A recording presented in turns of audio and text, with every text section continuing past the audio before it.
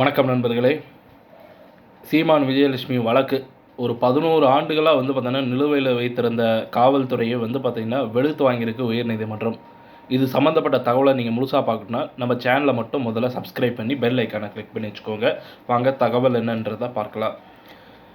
நடிகை விஜயலட்சுமி திருவள்ளூர் மாவட்டம் மகளிர் நீதிமன்றத்தில் ஆஜராகி இந்த விவகாரம் தொடர்பாக வாக்குமூலம் அளிச்சிருந்தாங்க. அதனை அடுத்து நாம் தமிழர் கட்சி ஒருங்கிணைப்பாளர் சீமான் தன்னை 7 முறை கட்டாயப்படுத்தி கருக்கலைப்பு செஞ்சதாக விஜயலட்சுமி குற்றம் சாட்டியதை அடுத்து அவருக்கு சென்னை கீழ்ப்பாக்கத்தில் உள்ள அரசு மருத்துவமனையில் மருத்துவர் பரிசோதனை மேற்கொள்ளப்பட்டது.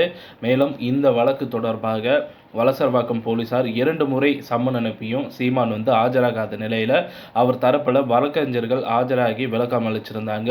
இதற்கிடையே விஜயலட்சுமி திடீரென சீமான் மீது அளித்த புகாரை வாபஸ் பெற்றாங்க. இருப்பினும் இந்த வழக்கு தொடர்பாக நேரில் ஆஜராகி விளக்கம் அளிக்குமாறு வலசர்வாக்கம் போலீசார் அறிவுரை தீர்த்திட நிலையத்தில் தனது மனைவியுடன் சீமான் ஆஜராகி விளக்கம் அளிச்சிருந்தார்.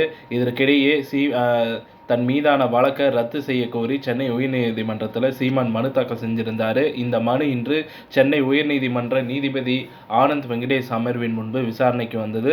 அப்போது நடிகை விஜயலட்சுமி நாம் தமிழர் கட்சியின் ஒருங்கிணைப்பாளர் சீமான் மீது அளித்த புகாரை வாபஸ் பெற்ற நிலையில் 11 ஆண்டுகளாக நிலுவையில் வைத்திருந்தது ஏன் என நீதிபதி ஆனந்த் வெங்கடேஷ் காவல்துறையினருக்கு சராமாரியாக கேள்வி எழுப்பினார்.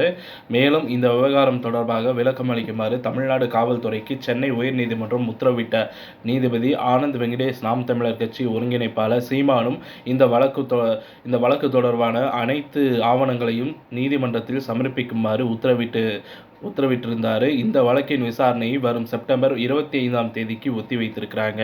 இத்துடன் இந்த செய்தி தகவல் முடிவடைகிறது. இந்த செய்தி தகவல் உங்களுக்கு பிடிச்சிருந்தா நம்ம வீடியோவை லைக் பண்ணுங்க, ஷேர் பண்ணுங்க, மறக்காம நம்ம சேனலை சப்ஸ்கிரைப் பண்ணி பெல் ஐக்கானை கிளிக் பண்ணி வச்சுக்கோங்க. நன்றி, வணக்கம்.